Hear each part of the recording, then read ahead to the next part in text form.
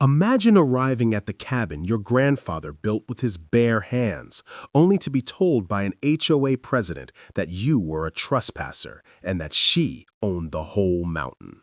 You ever think you're heading into a quiet weekend, only to realize you've walked straight into someone else's storm? That's exactly where this story begins. Devin Randle gripped the steering wheel of his dusty Ford F-150 as the road wound upward through the Blue Ridge Mountains. He had been staring at these peaks since childhood, but this trip was different. At 44, he wasn't just visiting the cabin his father had built with his own two hands. He was reclaiming a piece of family history. The cabin had stood for more than 60 years, a weathered but proud structure, tucked between maples and oaks, just far enough from the nearest paved road to feel like its own world. The drive itself had been long, the kind where silence becomes your companion. Devin had rolled the windows down halfway, letting in the crisp air that always seemed cleaner at higher elevations. The road narrowed into gravel, and he remembered how his father used to tell him, "Son, when you hear the stones under your tires, you know you're almost home." That memory hit him harder than he expected. His dad had been gone for nearly a decade, but this land still carried his voice. Devin had promised himself that he'd keep the cabin alive, even if work in Charlotte often kept him from visiting as much as he wanted. This weekend was his chance. He pulled into the clearing and cut the engine. For a moment, the silence was total, interrupted only by the ticking of cooling metal and the faint rustle of leaves overhead. The cabin stood in front of him, its rough-hewn logs darkened with age, the tin roof showing spots of rust but still solid. To Devin, it looked perfect. He stepped out, stretching his back, then moved to the truck bed. He had packed light, a cooler with food, a sleeping bag, a stack of old photo albums he had taken from his mother's attic, and a box of tools in case the cabin needed a little patchwork. He slung his duffel bag over his shoulder and carried the cooler toward the front steps. The door creaked open on the first try, as if the place had been waiting. Dust motes swirled in the light as he set his things down. Inside smelled of pine ash and faintly of tobacco, the ghosts of his father's pipe. Devin ran a hand across the mantel where carvings from his childhood still stood. His initials scratched alongside his father's, proof of their summers here together. He stepped back outside and decided to get a fire going before dark. The stone fire pit his dad had built with river rocks was still there, ringed with grass. Devin crouched down, stacking kindling, carefully striking a match and watching the flames catch. The crackle and warmth settled something in his chest. This was why he came, not just to escape the city, but to remind himself that some roots run deeper than concrete and traffic. As the fire grew, he pulled out one of the photo albums. Flipping through, he saw black and white snapshots of his grandparents standing in the same clearing, his father as a boy perched on the porch rail, even himself as a kid with skinned knees and a fishing pole. It was more than land, it was legacy. Devin sat back in the camp chair, staring at the flames, letting the quiet of the mountain seep into him. For the first time in months, he felt at peace. The weight of deadlines, designs, and city chaos slipped off his shoulders. Here, he wasn't a gear designer or a man juggling work stress. He was simply his father's son, keeping watch over what had been entrusted to him. But peace doesn't always last. Sometimes when you think you're alone, that's when someone else decides you shouldn't be. Devin had barely settled into the rhythm of the mountain when the sound of crunching gravel broke through the stillness. At first, he thought it might be a neighbor passing by, though the cabin sat at the end of a long dirt lane and visitors were rare.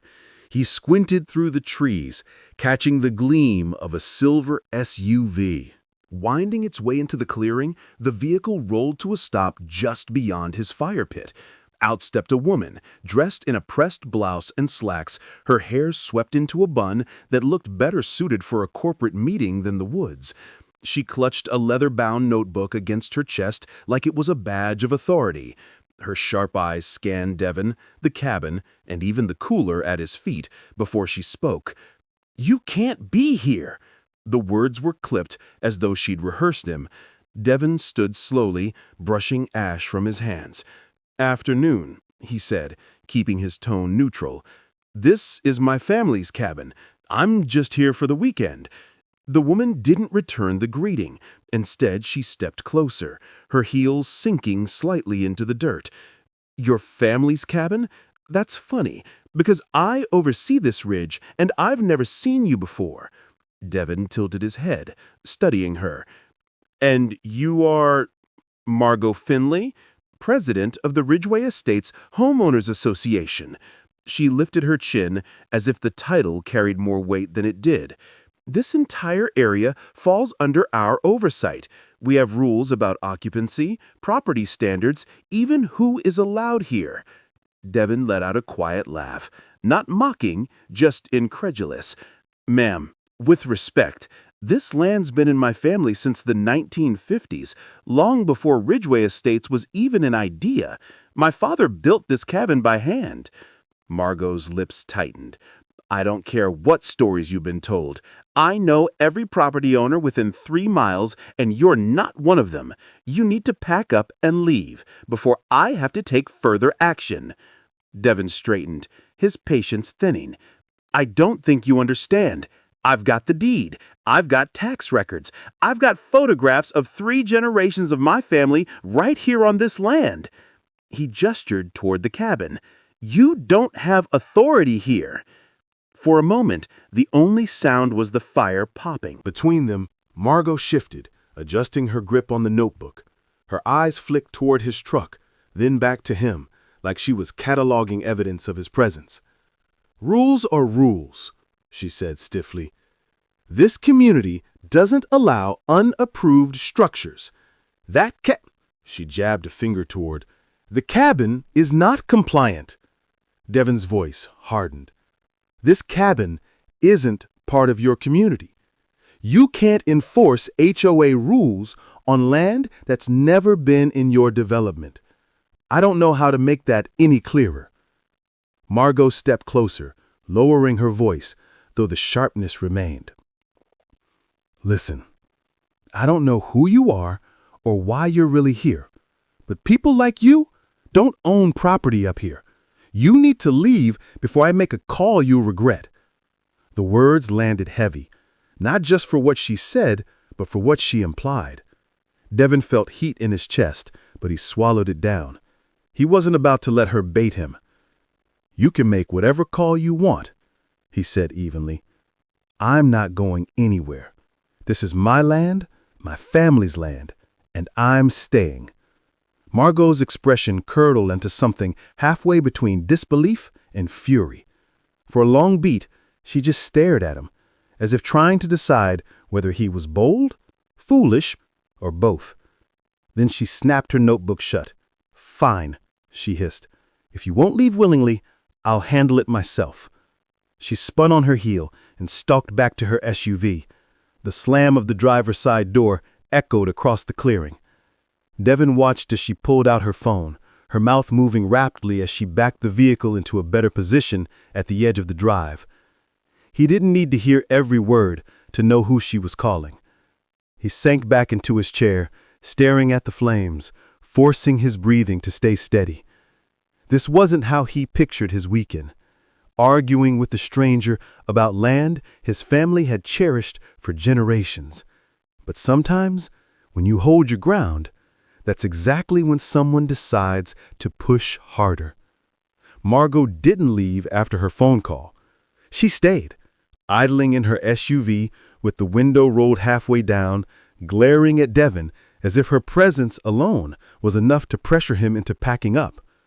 Every so often, she scribbled something in her notebook, glancing between the page and his cabin like she was documenting a crime scene.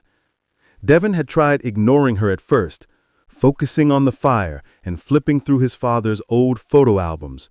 But the tension was like static in the air, impossible to tune out.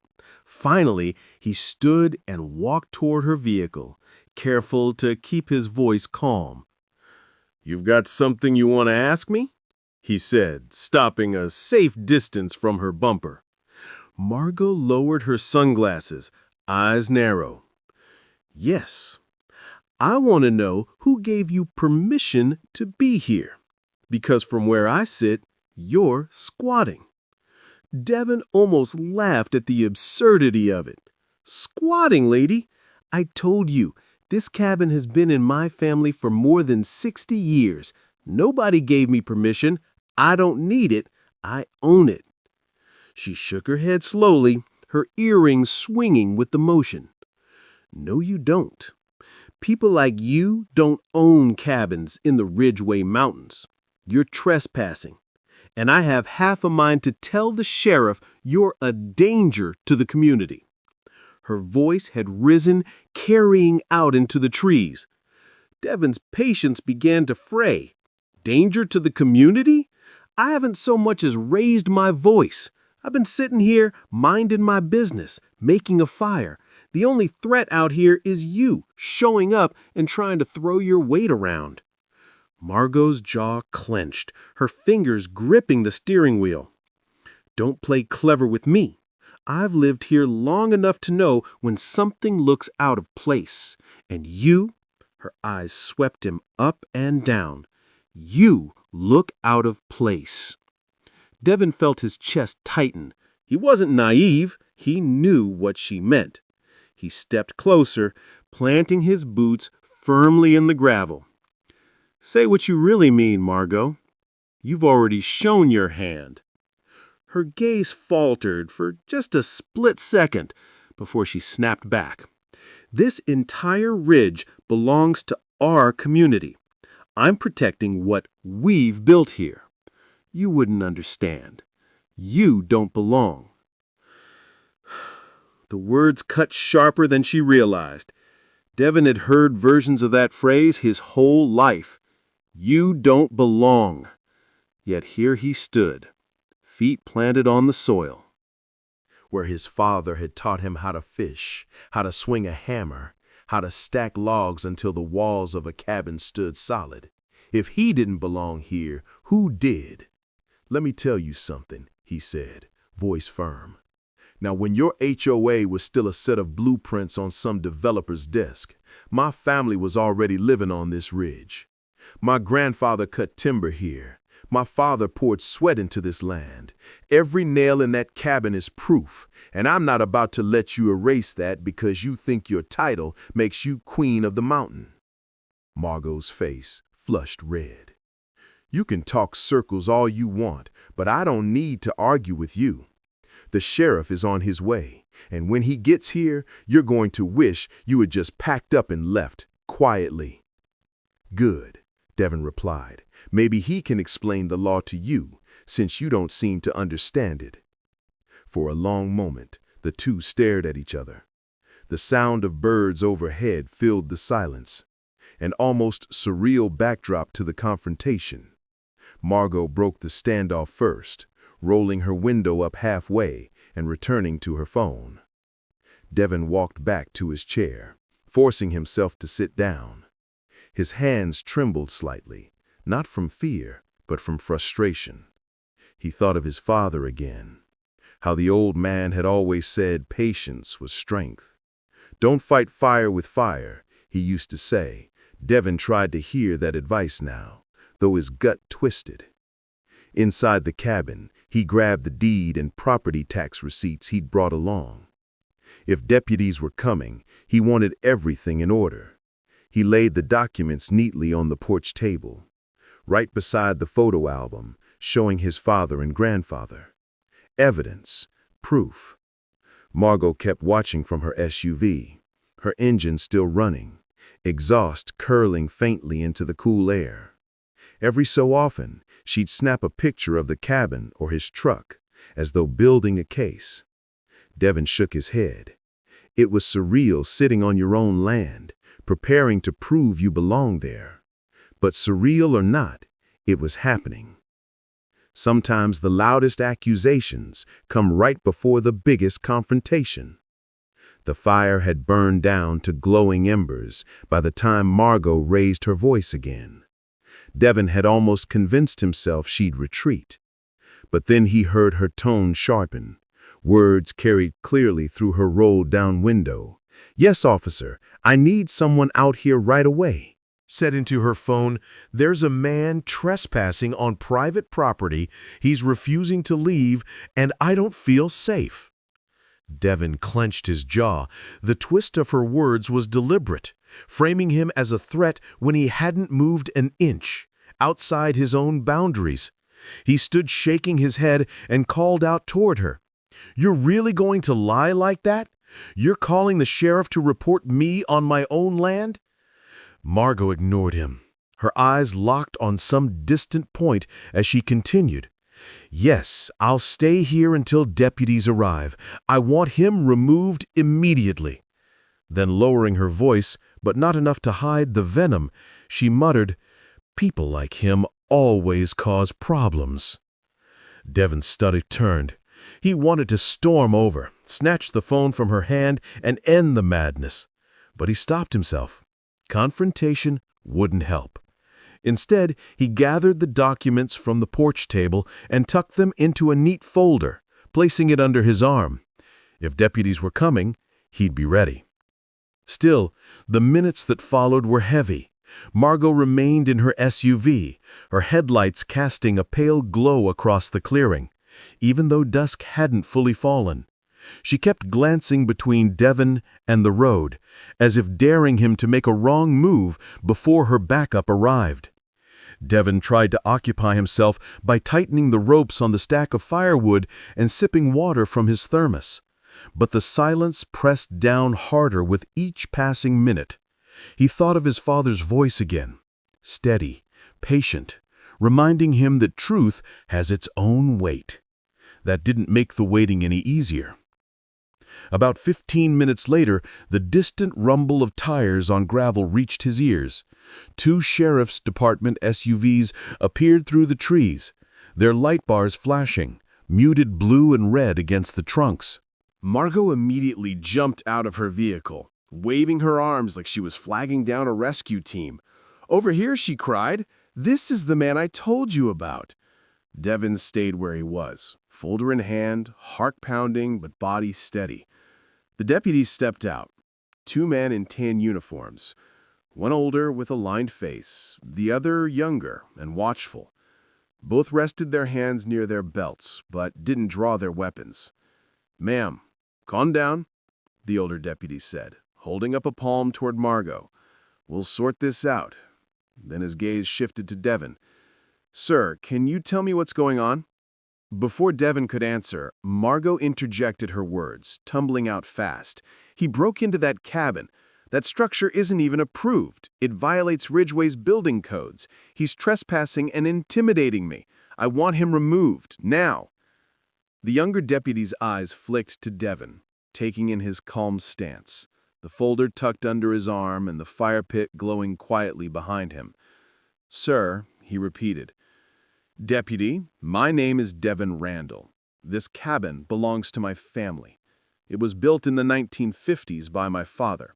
I've got the deed, property tax receipts, and photographs right here." He extended the folder without hesitation. The older deputy stepped forward, taking the documents. He flipped through them carefully, the rustle of paper loud in the tense clearing. His brow furrowed, and he passed one page to the younger deputy, who studied it under the flashing light. Margot's face reddened. "Don't believe that. Anybody can forge papers. He doesn't belong here. I told you I own this ridge." Devin couldn't help himself. "You own your HOA's development, Margot. Not my cabin, not my land." The younger deputy raised an eyebrow at her. "Ma'am, this deed looks legitimate. It's dated, notarized, and the parcel number matches county records." Margot scoffed, her voice cracking. "You don't understand. I run this mountain. He's a liar. He's dangerous." Devin let out a breath, shaking his head. "I came here for peace, to remember my father. And instead I'm standing here having to prove my family exists on land we've worked for 3 generations. You really think I'd forge documents just to sit by a fire? The older deputy sighed, rubbing the back of his neck. All right, let's all take a breath. Nobody's getting hauled off tonight. We'll get this straightened out. But as Margot's shouting grew louder, Devin realized something important. Truth might be on his side, but sometimes noise is just as powerful as facts. And when someone can't win with reason, they'll double down with volume. The two deputies stood there for a moment, one holding Devin's documents, the other watching Margot pace like she was running a campaign rally. The fire cracked quietly behind him, throwing shadows across the cabin's weathered porch. Devin kept his shoulders square and his breathing steady, though his pulse thudded like a drum in his ears. The older deputy, his badge reading Sergeant Lowell, adjusted his glasses and looked over the pages again. Mr. Randle, these are clear. The deeds got county stamps. The tax receipts line up year after year. Everything checks out. But Margot wasn't letting go. She stepped forward, pointing an accusatory finger toward Devin. He's tricking you. You don't know him like I do. He just showed up here out of nowhere. That cabin is a violation, and I'm telling you it's not allowed. I oversee this ridge. Devin couldn't stop himself from answering. You keep saying you oversee the ridge, Margot, but you don't. Your HOA stops 2 miles down the road. This land has nothing to do with your community. My family's been here longer than the HOAs even existed. Margot whipped around to face the deputies. See how he talks to me? Aggressive, defiant. That's exactly why I called you. He's dangerous. The younger deputy, name tag Officer Kincaid, tilted his head. His voice was calm, but probing. Ma'am, he hasn't raised his voice. He's provided paperwork. What exactly has he done that makes you feel threatened? Margot's mouth opened, then closed. She searched for words, finally blurting, "Look at him. Look at that truck. Does that look like someone who belongs in a private mountain community? He's lying. I know he is." Devin clenched his fists at his sides, but kept his tone even. My truck gets me where I need to go. It doesn't need your approval. And whether you like it or not, I belong here. The silence that followed was thick. Even the forest seemed to pause, waiting for someone to break it. Sergeant Lowell cleared his throat. All right, he said firmly. We're not here to play favorites. We're here to keep the peace. And from what I see, Mr. Randle has every right to be here. Ma'am, unless you can show us proof that contradicts this paperwork, there's not much more we can do. Margot's face twisted in outrage. Proof, proof, I am the proof. I've lived here 20 years. I know every face, every name, every lot number, and I've never seen him before. That cabin isn't even registered under Ridgeway Estates. It's illegal. Devin cut in, before the deputies had to repeat themselves. Of course it's not registered under Ridgeway Estates. It was built before Ridgeway was founded. You can't apply your rules retroactively to land you don't own. Officer Kincaid looked at her steadily. Ma'am, that's correct. HOAs don't extend jurisdiction onto unrelated parcels. If this cabin is on its own lot and taxes are paid, then it's not under your authority. Her voice cracked louder this time. So you're just going to let him squat here? You're siding with him? Sergeant Lowell gave her a long, tired look. No one's squatting. And we're not siding with anyone. We're siding with facts. Devin took a step back, folder still in his hand, but his body language steady. Officers, I appreciate you coming out. I don't want trouble. I came here to enjoy the weekend and honor my dad. That's all. But I'm not going to be run off my own land because someone decides I don't look like I belong. For a flicker of a second, Kincaid's jaw tightened. He understood. Lowell adjusted his glasses again and sighed. Margot let out a harsh laugh, the kind that carries more desperation than humor. Fine, fine, but when he causes problems, and he will, you'll remember I warned you. You'll regret not listening to me. She stomped back to her SUV, slamming the door so hard it rattled, but she didn't leave. She stayed there, with the engine running, headlights trained on Devin, as though daring him to breathe wrong. The deputies glanced at each other. "Mr. Randle," Lowell said, "if she calls again, we'll have to come back." Keep your documents handy, just in case. I don't see an issue here, but tempers like this can spiral. Devin nodded, though a tightness lingered in his chest. He had done nothing wrong, yet he knew the burden was still on him to prove it, again and again if she kept pressing. But sometimes, the louder someone fights to hold power they don't actually have, the harder they're willing to push. When that power slips through their fingers, the clearing felt like a stage, every eye trained on Devin and Margot, with the deputies caught in the middle. The glow from Margot's headlights cut sharp lines across the cabin, throwing long shadows that only made the moment feel heavier. Devin stayed rooted in place, folder in hand, determined not to be the one who broke. Margot stepped back out of her SUV, notebook tucked under her arm, her voice sharper than ever. "You're not listening," she barked at the deputies. "He's dangerous. He's lying. You should be cuffing him, not standing around debating property records." Sergeant Lowell shifted his weight, hand steady on his belt. "Ma'am, we've reviewed the records. They're consistent with county files. This cabin belongs to Mr. Randle's family. Unless you have paperwork proving otherwise, there's no violation." She threw her arms wide. "So what? Anyone can just wave around a folder and suddenly they own a mountain? Is that how this works now?" Devin took a slow breath before answering. "This isn't just a folder. Those are legal documents, stamped, verified. You can call the courthouse yourself if you don't believe me." A glare cut through him. "You really think you can just talk your way into belonging here, don't you? That you can waltz up this ridge, claim a shack, and rewrite history?" Devin stepped closer, his voice steady but edged with steel. "Rewrite history, lady? History is the only reason I'm standing here."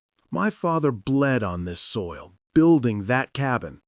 My grandfather hauled timber out of this forest, long before you thought you owned the ridge. You're not defending history. You're trying to erase it. The younger deputy, Officer Kincaid, cleared his throat, breaking the silence. "Ma'am, if we're being honest, this cabin predates Ridgeway Estates. It's documented.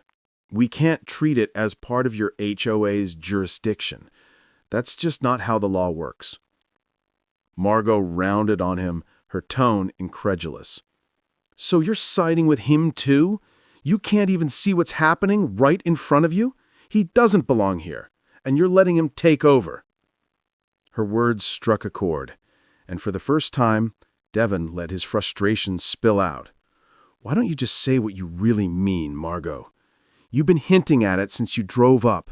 You're not upset about paperwork. You're upset because someone like me owns land you think should belong to people like you."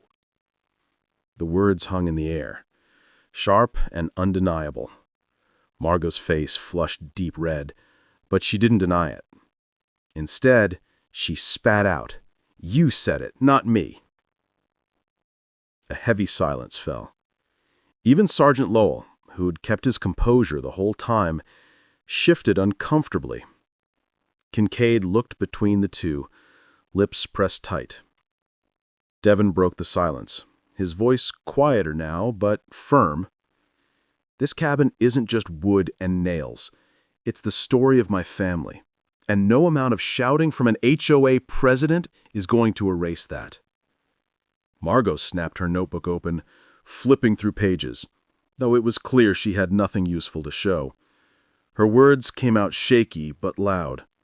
"You can stand there with your fake stories and your fake documents, but this isn't over.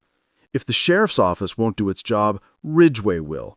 We have standards, we have rules, and people like you can't just—" "Enough," Sergeant Lowell said firmly, raising a hand. His tone cut across her rant like a blade. "Ma'am, we're not going to arrest a man on his own property without evidence. That's not how this department operates. You've made your complaint, we've investigated, and the matter is settled tonight. If you keep harassing him, you'll be the one facing charges." Margot's jaw dropped, her outrage almost theatrical. "Charges me? I'm protecting my community." Kincaid's voice carried less patience now. "Protecting your community doesn't mean policing land that isn't yours. This isn't about Ridgeway. This is about one man on his own property. If you can't accept that, the problem isn't him, it's you." Devin let out a breath. He hadn't realized he was holding. For once, the deputies' voices carried louder than hers, but he knew this wasn't the end. People like Margot didn't just slink away. They regrouped, reloaded, and came back, louder the next time. He glanced at the fire, the flames lower now, the smoke drifting lazily toward the tree line. He wanted to sit back down, crack open a beer, and pretend none of this had happened. But the weight of the standoff pressed, too heavy on his shoulders. Because sometimes, when the truth is too plain to deny, people don't surrender. They look for the next angle. The confrontation seemed to settle, but Devin could tell Margot wasn't finished. Her chest rose and fell with shallow, rapid breaths, her hands twitching at her sides as if they couldn't decide whether to write something in her notebook or point at him again. The deputies were doing their best to stay calm, but the air had changed. What started as a dispute about property was now something uglier, something that cut deeper than deeds and tax records. Margot took a step closer, her heels grinding into the gravel. "You know what the real problem is?" she hissed. "People like you come up here thinking you can claim what you want. You buy your way in, and suddenly the whole place goes downhill. I've seen it before, and I won't let it happen again." The words weren't shouted this time. They were quieter, colder, and somehow more dangerous. Officer Kincaid shifted uncomfortably, glancing at Sergeant Lowell, as though they should intervene. Devin held his ground. "I didn't buy my way in," Devin said, his voice low but steady. "My family worked for this land before you even knew these mountains existed. We didn't need a gated entrance or a committee to validate us. We just built and we lived." Margot's lips curled into something between a sneer and a smile. "That's what you think, but land doesn't stay with people like you forever. Eventually, it changes hands.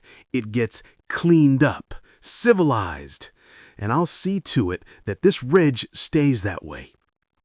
The jab wasn't just about rules anymore. It was about bloodlines, about who deserved to stand where they stood. Devin felt heat rise in his chest, but he remembered his father's words about patience. He chose them carefully now. "Civilized," he repeated slowly. "You think painting a fence white and putting up a set of bylaws makes you the savior of this ridge? My father hammered every nail in that cabin with his own 2 hands. My grandfather hauled stone out of the riverbed to build that fire pit. If that's not civilized, I don't know what is." For a moment, even the deputies didn't speak. The fire hissed as a log broke apart, sparks snapping into the night air.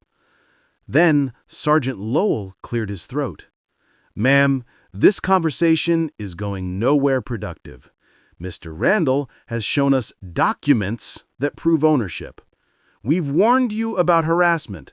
Unless you want to risk charges yourself, I suggest you return to your property." Margot wheeled on him, her face flushed, her voice cracking with outrage. "So you're just going to take his side after everything I've told you? You're ignoring me because I'm trying to protect Ridgeway while he's the intruder." Kincaid stepped forward now, his tone firm, Ma'am, you've made serious claims without evidence. Meanwhile, Mr. Randle has provided clear proof. If you continue to escalate this, it won't end the way you want it to." For the first time since she arrived, Margot faltered. The fire in her eyes flickered, and her mouth opened without sound. It was a tiny crack in her armor, but Devin caught it. He leaned forward slightly, his voice calm but cutting. "You've built your whole sense of power on rules you wrote for people who chose to live under them. But they don't apply here. And no matter how many times you shout, you can't rewrite the truth. This cabin is mine. This land is mine. And deep down, you know it." Margot's fists clenched, her knuckles whitening. But she didn't step closer. She glanced at the deputies again. Searching for an ally and finding none, the silence stretched, heavy with the weight of everything unspoken. Then, almost like she couldn't help herself, Margot snapped, "This isn't over, you hear me? I don't care what papers you wave around, this isn't over!" Her voice echoed against the trees before she stormed back toward her SUV. She yanked the door open, slamming it hard enough to rattle the frame. But she didn't start the engine. She just sat there, her headlights glaring like eyes fixed on Devin. Sergeant Lowell exhaled slowly, shaking his head. "Mr. Randle, we're going to stay for a few more minutes. Make sure things don't get worse." Devin nodded, though his hands were still tense at his sides.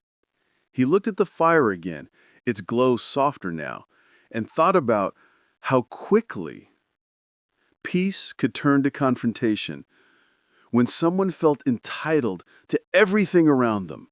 Because sometimes the turning point in a conflict isn't when proof is shown.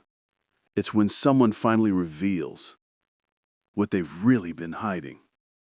The deputies stayed, their cruisers parked at the edge of the clearing, red and blue lights casting faint pulses against the trees. For Devin, those few minutes felt longer than the whole drive up from Charlotte. Margot remained in her SUV, headlights blazing on him like interrogation lamps. She wasn't leaving. Not yet. And as it turned out, neither were the people who had been drawn by the commotion from down the gravel road. Another set of lights appeared, then another. Within half an hour, a handful of vehicles had pulled up at the edge of the property. Neighbors, curious about why sheriff's cruisers and Margot's SUV were all gathered in one spot. Car doors opened and voices filled the cool mountain air. "Margot, what's going on out here?" a man called, stepping out of a red pickup. His name was Edgar Hensley, a tall man in his 50s, with a baseball cap tugged low over his forehead. He was followed by his wife, Sharon, who folded her arms and stared at Devin like she was already forming an opinion. Margot leapt from her SUV, notebook clutched like a trophy. "Finally! Someone else sees it! This man is trespassing. I caught him breaking into that shack and pretending it's his. I called the sheriff to have him removed." Devin stepped forward, holding his folder high enough for all to see. "That shack is my family's cabin, built in the 1950s. Here's the deed. Here are the tax records, and here are photos of 3 generations living here. I'm not pretending, and I'm not trespassing." Edgar hesitated, glancing at the deputies, then at Margot. "Is that true?" Officer Kincaid nodded. "It checks out. We've looked at the documents. It's his land." But Sharon wasn't convinced. "If it's really his, why haven't we seen him before? We've lived up here almost 10 years. I've never seen his face."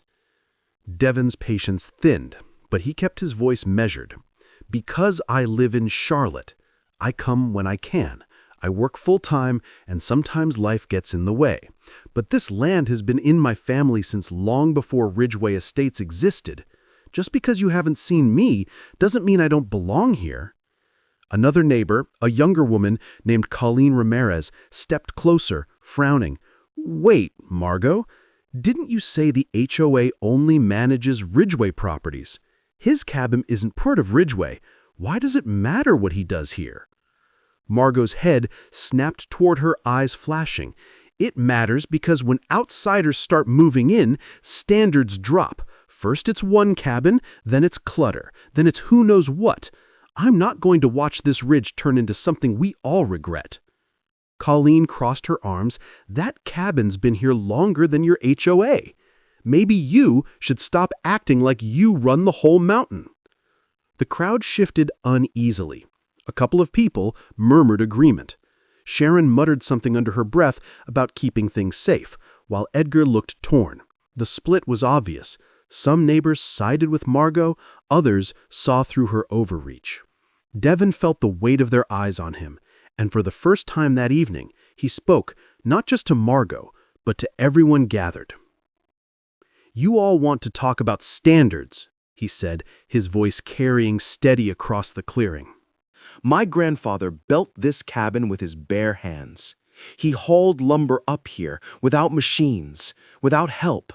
My father raised me here every summer, taught me to respect the land, to work hard, and to honor what came before us. That's not lowering standards, that's building them. A murmur rippled through the group. Colleen nodded, while Edgar rubbed his chin thoughtfully. Even Sharon looked momentarily unsure. Margot, though, only grew more defiant. Don't be fooled by his stories. He's manipulating you. I've kept this community clean, safe, and orderly for 20 years. Without people like me, Ridgeway would fall apart. And if we let him stay, it starts here. Sergeant Lowell finally spoke, his voice carrying the authority that silenced the chatter.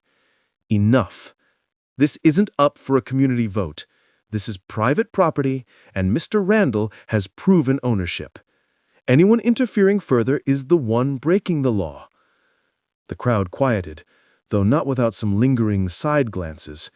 Edgar muttered something about worth checking at the courthouse, while Sharon gave Margot a look that mixed doubt and loyalty.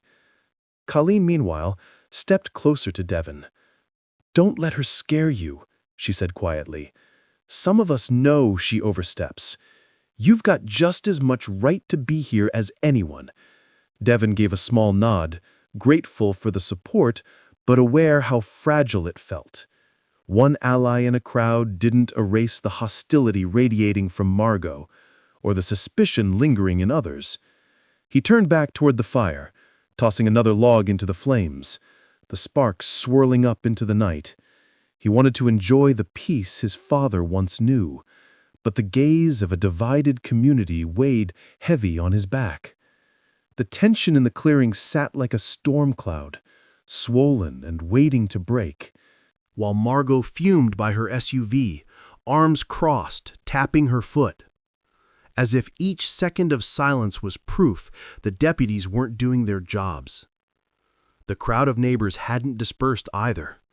Their curiosity kept them tethered there, whispers bouncing from one pair of lips to another. Finally, Sergeant Lowell stepped forward, clearing his throat in a way that demanded attention. "All right, everyone, this stops. Here, Mr. Randle has shown legal proof. We've verified it. This property is his." End of discussion. Margot exploded. "So that's it? You're going to just leave him here, like nothing happened? You're going to let him plant himself here and tear apart everything we've built?" The older deputy's patience snapped.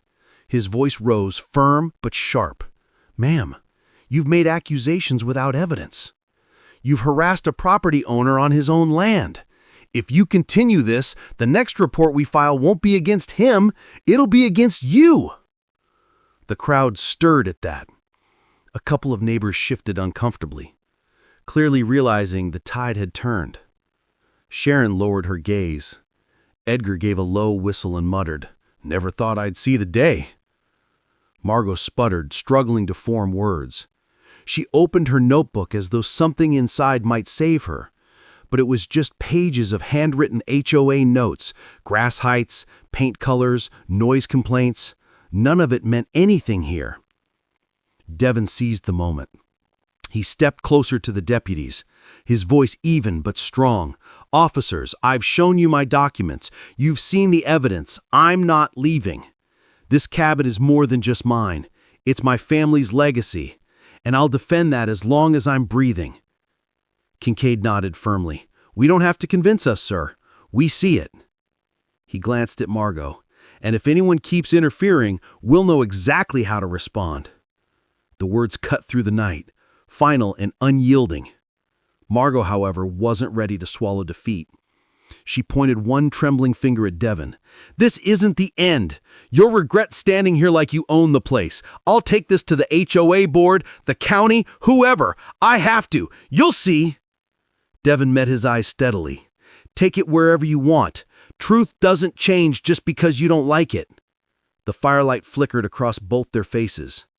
His calm, hers burning with fury. The deputies waited a beat. Then Lowell motioned toward Margot's SUV. "Ma'am, go home. You've done enough for one night." Slowly, reluctantly, Margot stumped back to her vehicle.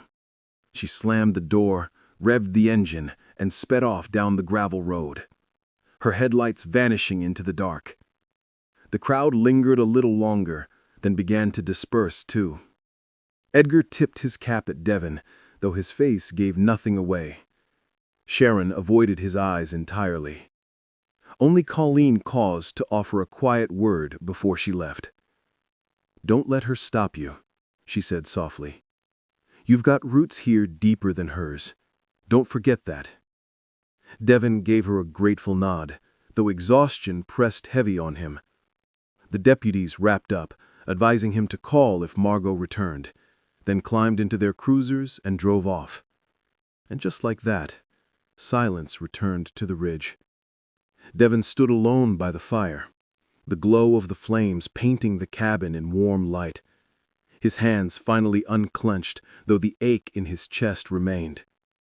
He glanced down at the folder of documents, still clutched tightly under his arm. For something that should have been straightforward, an ordinary visit to his family's land, he had been forced to defend his very right to stand on soil his father once tilled. It left him tired, angry, but also resolute. Because sometimes, winning isn't about shouting the loudest or convincing the crowd, it's about holding steady, knowing the truth is heavier than any lie someone can throw at you. When the last pair of headlights disappeared down the road, Devin was left with the quiet he had come here seeking in the first place. But it didn't feel the same. The fire still burned, snapping and hissing, but instead of comfort, the flames reminded him of the confrontation that had just played out. He sat in his camp chair, the weight of the folder still resting on his lap, staring at the cabin his father built with calloused hands more than half a century ago.